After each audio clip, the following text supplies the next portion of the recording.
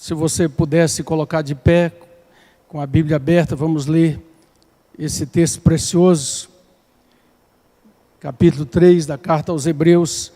Por isso, santos irmãos que participais da vocação celestial, considerai, de que maneira? Atentamente. O apóstolo e sumo sacerdote da nossa confissão, Jesus, o qual é fiel àquele que o constituiu, como também o era Moisés, em toda a casa de Deus. Jesus, todavia, tem sido considerado digno de tanto maior glória do que Moisés, quanto maior honra do que a casa tem aquele que a estabeleceu. Pois toda casa é estabelecida por alguém, mas aquele que estabeleceu todas as coisas é Deus. E Moisés era fiel em toda a casa de Deus, como servo, para testemunho das coisas que haviam de ser anunciadas. Cristo, porém, como filho em sua casa, a qual casa somos nós, se guardarmos firme até o fim a ousadia e a exultação da esperança. Diga, a ousadia e a exultação da esperança. Assim, pois, como diz o Espírito Santo, hoje, se ouvirdes a sua voz, não endureçais o vosso coração, como foi na provocação no dia da tentação no deserto, onde os vossos pais me tentaram, pondo-me à prova, e viram as minhas obras por 40 anos. Por isso me indignei contra essa geração e disse: estes sempre erram no coração. Estes sempre erram onde? No coração. E eles também não conheceram os meus caminhos. Assim jurei na minha ira, não entrarão no meu descanso. Vamos ler juntos o verso 12. Tende cuidado, irmãos, jamais aconteça haver em qualquer de vós perverso coração de incredulidade que vos afaste do Deus vivo. Pelo contrário, ao invés de deixar o perverso coração de incredulidade vir até nós, pelo contrário, exortai-vos mutuamente uns aos outros, cada dia, durante o tempo que se chama hoje, a fim de que nenhum de vós seja endurecido pelo engano do pecado. Porque nos temos tornado participantes de Cristo, se de fato guardamos firmes até o fim a confiança que desde o princípio tivemos enquanto se diz. Vamos juntos? Hoje, se ouvirdes a sua voz, não endureçais o vosso coração, como foi na provocação. Ora, quais os que tendo ouvido se rebelaram? Não foram de fato todos aqueles que saíram do Egito por intermédio de Moisés? E contra quem se indignou por 40 anos? Não foi contra os que pecaram, cujos cadáveres caíram no deserto? E contra quem jurou que não entrariam no seu descanso, senão contra os que foram desobedientes? Vemos, pois, que não puderam entrar por causa da incredulidade. Assente um pouquinho, continua com a sua Bíblia aberta. Vamos mais uns versículos do 4 até o verso 13, porque há uma junção no assunto aqui de 3, 1 a 4, 13. Temamos, portanto, que, sendo-nos deixada a promessa de entrar no descanso de Deus, suceda parecer que algum de vós tenha falhado. Porque também a nós foram anunciadas as boas novas, como se deu com eles. Mas a palavra que ouviram não lhes aproveitou, visto não ter sido acompanhada pela fé naqueles que a ouviram. Nós, porém, que cremos, entramos no descanso, conforme Deus tem dito. Assim jurei na minha ira, não entrarão no meu descanso. Embora certamente as obras estivessem concluídas desde a fundação do mundo, porque em certo lugar assim disse no tocante ao 7º dia, e descansou Deus no 7º dia de todas as obras que fizera, e novamente no mesmo lugar, não entrarão no meu descanso.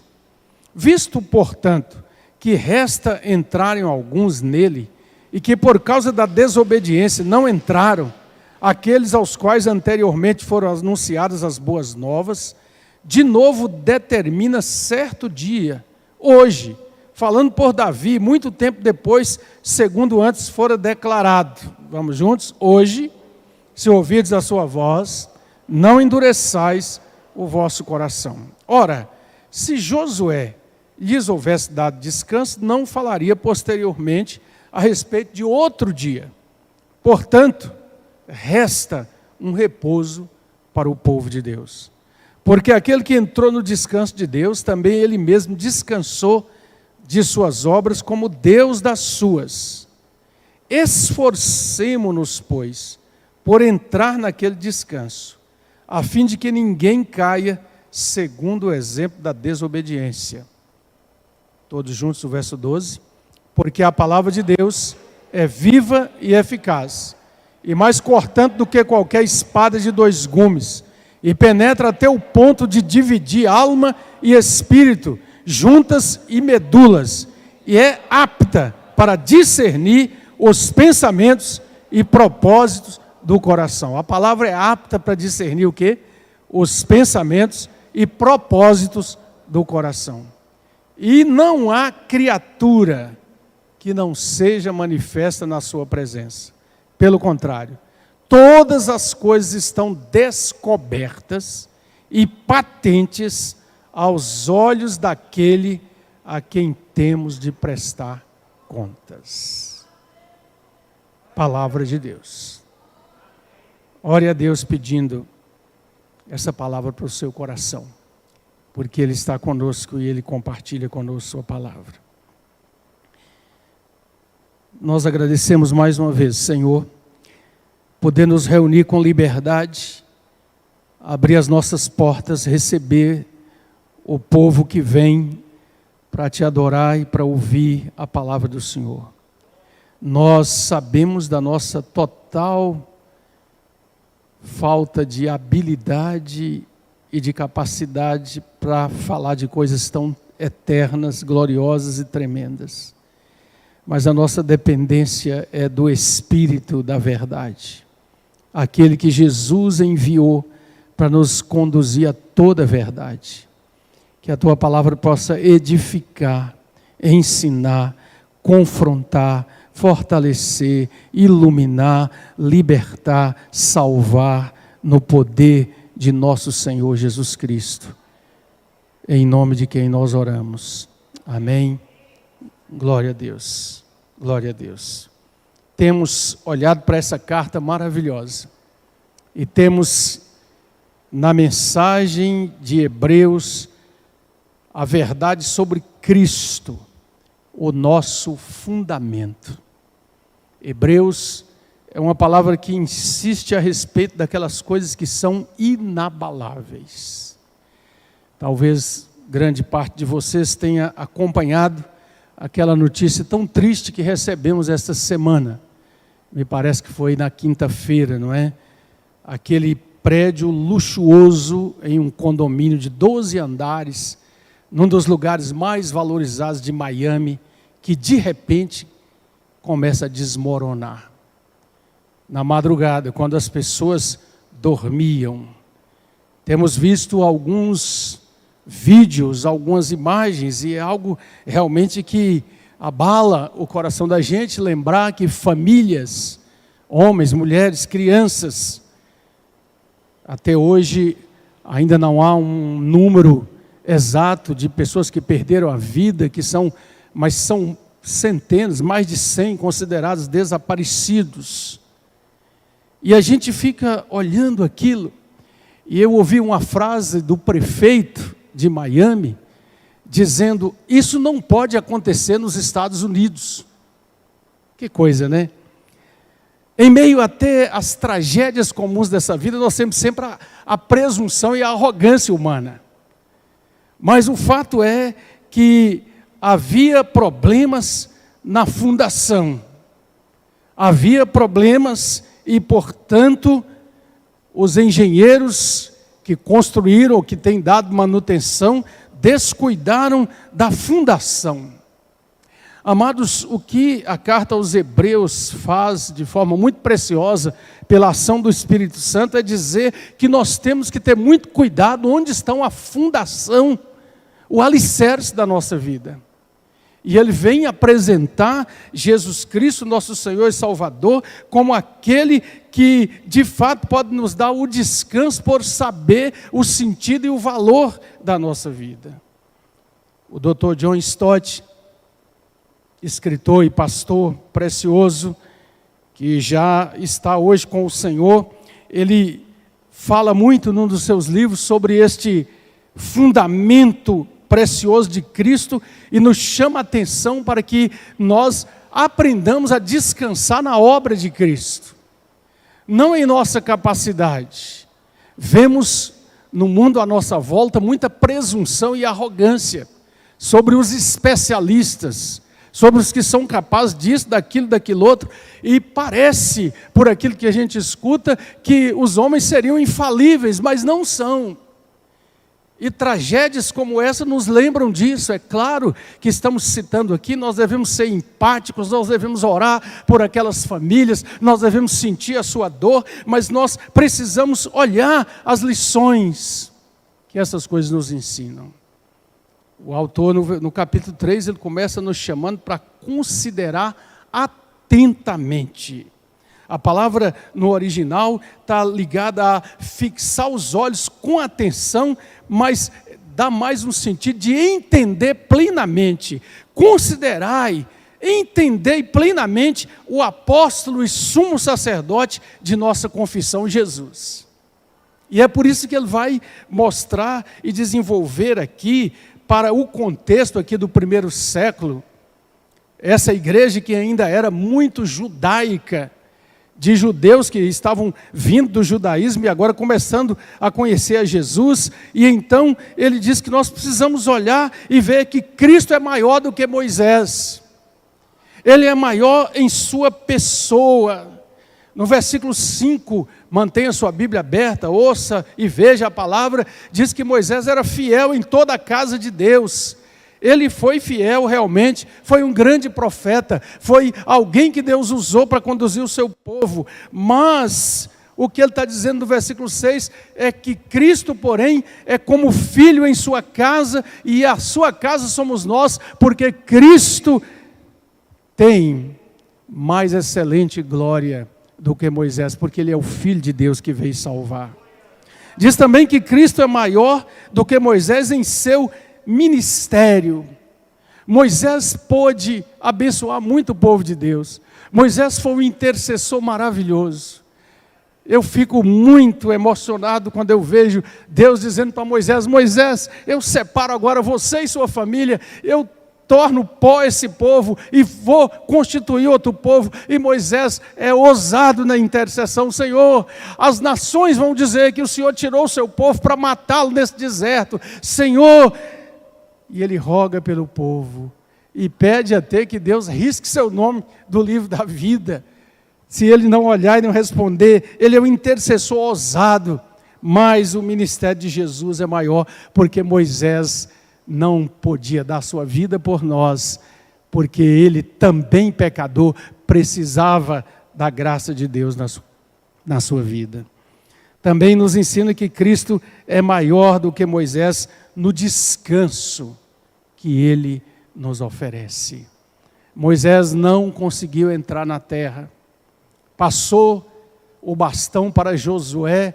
Josué entra com o povo, mas nós sabemos, e este texto do capítulo 3 de Hebreus vai nos mostrar que, na verdade, aquele foi um descanso transitório. A terra de Canaã representou também muitas lutas, muitas guerras, muita confusão, muita desobediência. Não era, de fato, o descanso, porque, como esse texto precioso nos fala, ainda resta um repouso para o povo de Deus, que aponta para a nova aliança e para a consumação de todas as coisas. Stott comenta assim: a estabilidade dos edifícios depende em grande parte de suas fundações, e assim é a estabilidade da vida humana. Estamos vivendo tempos de grande instabilidade. Você que procura ouvir, que estuda, que lê, sabe do que estamos falando. Marcos familiares estão sendo destruídos. Absolutos morais, que antes eram considerados eternos, estão sendo criticados e abandonados. E muitos se sentem como o salmista, lá no Salmo 11, verso 3, que ele diz assim: quando os fundamentos estão sendo destruídos, que pode fazer o justo? É uma colocação pertinente. Quando os fundamentos estão sendo destruídos, que pode fazer o justo? E essa pergunta do salmista no Salmo 11, versículo 3, é respondida aqui pelo autor aos Hebreus, pelo Espírito Santo de Deus, nos chamando para descansar sobre a obra de Cristo Jesus. E saber que nós podemos sim continuar confiando nele, porque o nosso fundamento é de fato sólido, porque está alicerçado na rocha que é Cristo Jesus. Descansar sobre a obra de Cristo tem a ver com algumas considerações maravilhosas que nós aprendemos aqui.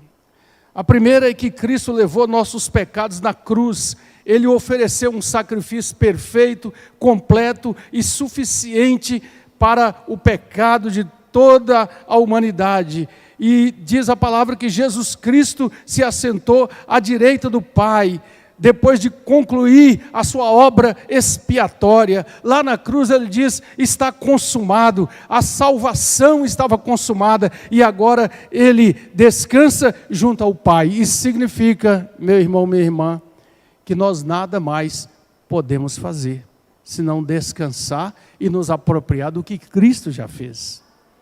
Isso aqui anula toda proposta religiosa centrada no homem, centrada nas obras, nas penitências, na busca humana de alguma maneira comprar o favor de Deus. Não, a obra está completa e perfeita. Cristo fez tudo que era necessário para a minha, a nossa salvação. É o que essa palavra nos ensina. E se Cristo está descansando da sua obra concluída, nós devemos descansar nela, ou sobre ela. Nós dependemos somente de Cristo para sermos aceitos diante de Deus. É isso que as Escrituras nos ensinam. Eu lia sobre um missionário, muito tempo atrás, no século passado, nas Ilhas Hébridas, e ele estava no meio de um povo que há muito pouco tempo era canibal. E ele passou por muitas lutas ali, perdeu a sua esposa e o seu filhinho por malária, mas ele continuou pregando ali, tentando levar aquele povo essa palavra de Deus. E quando ele começa a traduzir o Evangelho de João, ele começa a ter uma grande dificuldade, porque João fala que Jesus veio para todos aqueles que o receberam, serem chamados filhos de Deus, significa crer em Jesus, descansar nele.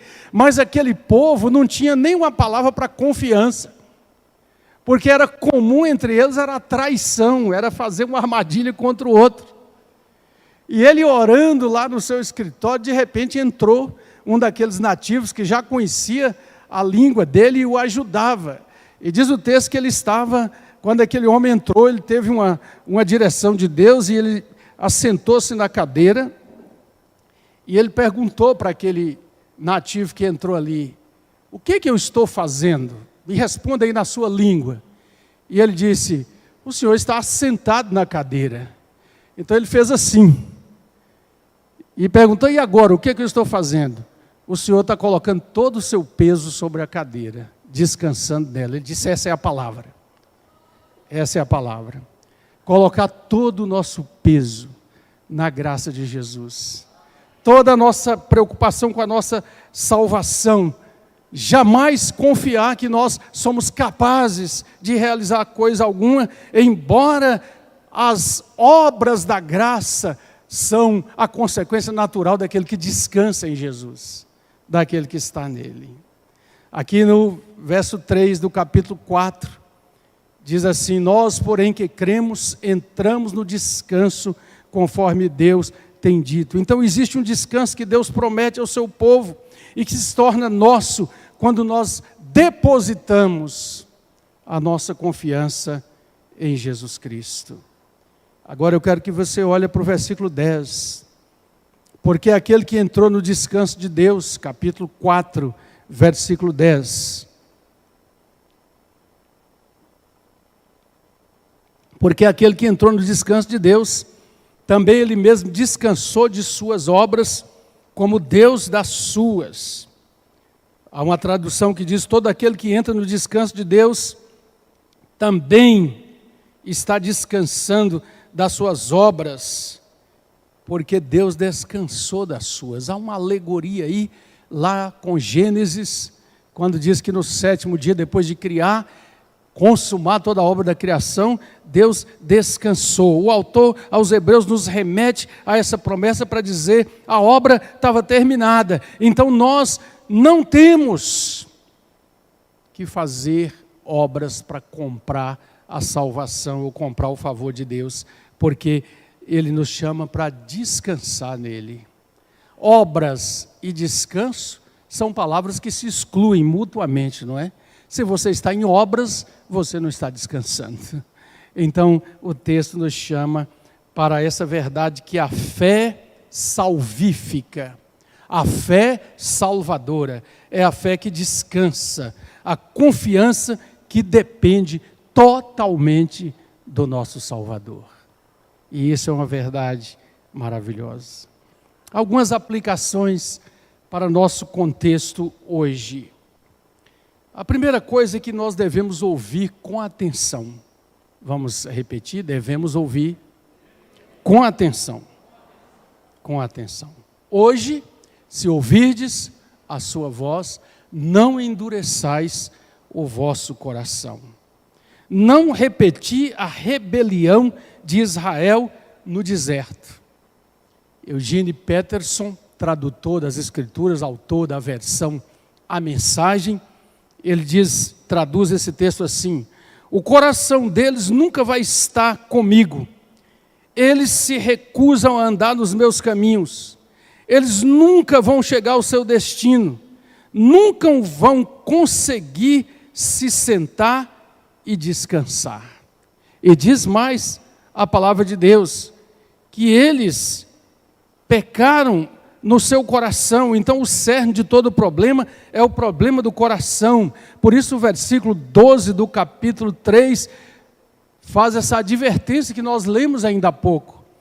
Tende cuidado, irmãos, jamais aconteça haver em qualquer de vós um perverso coração de incredulidade. De incredulidade. Ei, preste atenção. O nosso coração começa com a incredulidade e depois ele acaba se tornando um coração endurecido, que perde toda a sensibilidade a ouvir a voz e a palavra de Deus. Algum tempo atrás, eu me encontrei com um moço, já agora na maturidade da vida, e eu o conheci quando ainda bem mais jovem. Houve uma época que nós fazíamos algumas reuniões de jovens, juntando várias igrejas aqui da cidade, e eu vi aquele moço com aquele fervor, com aquela manifestação de que estava apaixonado por Jesus, era uma expressão muito usada na época e tudo mais, mas ele não prevaleceu, deixou que o seu coração fosse caminhando para a incredulidade através de muitas escolhas erradas que fez e caminhos que tomou. E ele dizia: mas eu já fiz tudo isso, já preguei, já dei testemunho, já estive no lugar onde mais de 100 pessoas se reuniram para me ouvir, sabe? Mas agora eu estou assim, eu estou desviado. É triste a situação daqueles que permitem, pela sua insubmissão e rebeldia, como foi o povo no deserto, deixam de entrar no descanso, porque não descansam no Senhor. Nós, pastores, sabemos muito bem dessa história, aqui mesmo na história desta igreja, de quantos que por aqui passaram, E que, apesar de nossa incapacidade, imperfeição e limitação, dedicamos a tais pessoas muitas horas do nosso tempo, muitas orações, muitos aconselhamentos, mas infelizmente saíram pelo caminho da rebeldia, como diz aqui, da contenda de Coré, saíram pelo caminho daqueles israelitas que foram duros de coração. E nós precisamos ter muito cuidado para verificar onde está o nosso fundamento, porque o fundamento falso faz com que o edifício caia, e há realmente muita desesperança. Por isso a palavra também nos adverte: aquele que está em pé, veja que não caia. É sempre para nós um alerta, porque embora nós tenhamos essa experiência maravilhosa de receber toda a obra de Cristo por nós, a fé precisa ser atuante no sentido de duvidar do meu próprio coração, mas jamais duvidar da promessa do meu Deus, realizada, efetivada, concluída em Cristo Jesus, o meu Senhor e o meu Salvador. Segundo, nós devemos nos entregar e descansar. Diga, devemos nos entregar e descansar. O Dr. Warren Wiersbe, comentarista da Bíblia, ele diz que o descanso para Israel em Canaã é um retrato do descanso espiritual que encontramos em Cristo, quando nós nos entregamos a Ele. Então nós podemos ver o descanso da salvação e o descanso da submissão. Diga, descanso da salvação e descanso da submissão. O descanso da salvação está na palavra do Senhor Jesus, Mateus 11, 28. Vinde a mim, todos vós que estáis cansados, oprimidos, sobrecarregados, eu vos aliviarei. Ele traz paz para a nossa alma, Ele traz a promessa certa de que jamais rejeita aqueles que vêm a Ele. Ele diz, aquele que o Pai me der, vem a mim, e o que vem a mim, de maneira nenhuma eu lançarei fora. E o descanso da submissão é o verso seguinte, Mateus 11, 29. Tomai sobre vós o meu jugo, aprendei de mim, que sou manso e humilde de coração. Nós precisamos aprender de Jesus, nós precisamos andar nas pegadas de Jesus. Tudo que a gente tem que fazer, que decidir, nós temos que perguntar, em meus passos, em meu lugar, o que Jesus faria. Nós precisamos fazer de Jesus a constituição real, a figura proeminente, o arquétipo que nós queremos imitar. E é por isso que Paulo ousa dizer: sede meus imitadores, assim como eu sou de Cristo Jesus. O descanso da salvação, o descanso da submissão. O primeiro, o descanso da salvação, é paz com Deus. Romanos 5, verso 1. Justificados, pois, pela fé, temos paz com Deus, por nosso Senhor e Salvador Jesus Cristo. O segundo, o descanso da submissão, é a paz de Deus.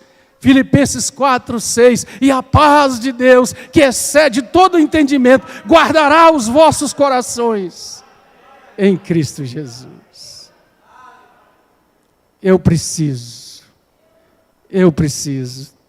a paz com Deus e a paz de Deus. A paz com Deus é realizada quando eu deixo de andar pelo caminho da rebelião, da rebeldia, do pecado, do orgulho, da presunção, da vaidade, e digo: Senhor, sê tu o meu Salvador, sê tu aquele que traz pureza à minha alma, graça para viver na dependência e na alegria que só o Senhor pode dar. Quando obedecemos a Deus pela fé e nos sujeitamos à sua vontade, esse descanso entra em nós. Entra em nós. É interessante o contexto da palavra descanso aqui, nesses textos aí do capítulo 3 até o versículo 13 do capítulo 4. É descanso que não tem tanto a ver com a ideia de descanso que nós temos de estar deitado numa rede, debaixo de uma árvore, com o vento soprando, ou na praia, ou nos momentos bem à vontade. Sim, que também fazem parte do descanso físico que precisamos, mas é descanso da alma. É um coração que deixa de estar em rebeldia com Deus, brigando com todo mundo, em insubordinação, em insurreição contra a autoridade, contra os ditames, os mandamentos de Deus, os preceitos morais. É a rebeldia, a insubordinação que toma conta do homem sem paz no mundo, porque a palavra de Deus diz: para os ímpios não há paz, mas a paz de Deus vem pela obra de Cristo Jesus em nosso lugar. Em terceiro lugar, devemos receber e usar a chave das promessas de Deus. Diga: devemos receber e usar a chave das promessas de Deus. Eu não sei quantos de vocês aqui já tiveram o privilégio de ler uma obra extraordinária, maravilhosa, chamada O Peregrino, de John Bunyan. É um dos livros alegóricos mais preciosos sobre a história da caminhada do crente, do cristão.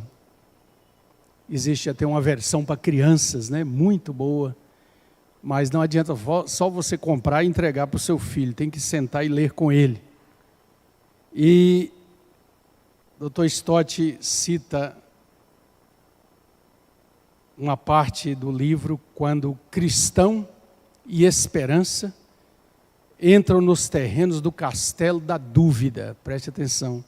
Cristão e esperança entram nos terrenos do castelo da dúvida, cujo proprietário era o gigante desespero. O proprietário do castelo da dúvida era o gigante desespero. E ele coloca aqueles homens adormecidos numa prisão naquele castelo. Ele os chicoteia, sugere a eles que eles vão morrer ali. No outro dia, levam cristão e esperança até um vale cheio de ossadas e diz para eles: essas ossadas eram dos peregrinos como vocês que entraram nos meus terrenos. É uma alegoria muito interessante. Eles entraram no terreno da dúvida. Então ele disse: eu os despedacei e isso vai acontecer com vocês. E os tranca de novo na prisão. Então, por volta da meia-noite, começaram a orar e continuaram em oração até quase romper o dia. Um pouco antes do amanhecer, veio a resposta às suas orações. Cristão irrompeu nessas palavras fervorosas: que tolo sou eu em estar aqui nesse calabouço repugnante, quando eu podia muito bem andar em liberdade. Eu tenho no peito uma chave chamada promessa, que eu estou convencido abrirá todas as fechaduras do castelo da dúvida. Então disse esperança: que boa notícia nos dás, meu bom irmão, tira essa chave e experimenta. Foi o que ele fez. A porta se abriu com facilidade, depois a porta exterior, depois o portão de ferro, permitindo que fugissem a toda pressa. Despertado pelo rangido do portão, o gigante desespero levantou-se para persegui-lo, mas faltaram-lhe as forças, pois sofreu um dos seus ataques novamente, de modo que não podia correr atrás deles. E então, pelas promessas, eles saíram do castelo da dúvida e do gigante desespero para de novo se colocar no caminho. Essa alegoria nos ensina, amados e amadas, que muitas vezes, por causa da nossa humanidade, por causa das grandes limitações do nosso próprio coração, muitas vezes nós resvalamos, deixamos o nosso pé andar um pouquinho por esse caminho do castelo da dúvida. E às vezes o gigante do desespero quer ameaçar nossa alma. A resposta é: firme nas promessas do nosso Deus. Tende cuidado, irmãos, Jamais aconteça haver em qualquer de vós um perverso coração. Temos que pedir a Deus o tempo todo, para que não deixe nosso coração caminhar para a perversidade, para que não nos deixe desviar em momento nenhum da certeza que a sua palavra nos dá. Edvard Mote, um pastor batista do século passado, escreveu estas palavras quando ele compreendeu a base imutável da promessa de Deus em Cristo Jesus. Minha esperança está edificada em nada menos do que no sangue e na justiça de Jesus. Não me atrevo a confiar na imagem mais doce, mas confio totalmente no nome de Jesus. Em Cristo a rocha sólida estou, o resto é a areia movediça. Quando a escuridão parece cobrir seu rosto, eu descanso em sua graça imutável. Em todo vendaval forte e tempestuoso, minha âncora se mantém nele. Seu juramento, sua aliança e sangue sustentam-me na terrível inundação. Quando tudo ao redor da minha alma cede, ele, então, é toda a minha esperança e sustento. Quando a última trombeta soar, que eu possa nele ser encontrado, revestido apenas de sua justiça, irrepreensível diante do seu trono. Em Cristo a rocha sólida estou, o resto é areia movediça. Que nós aprendamos, que nós tomemos posse desse descanso. Eu gostaria de convidar novamente nossa equipe de música aqui, para que nós repitamos essa canção. Meu Jesus Salvador, outro igual não há. Que nós cantemos essa verdade com essa tremenda e completa convicção.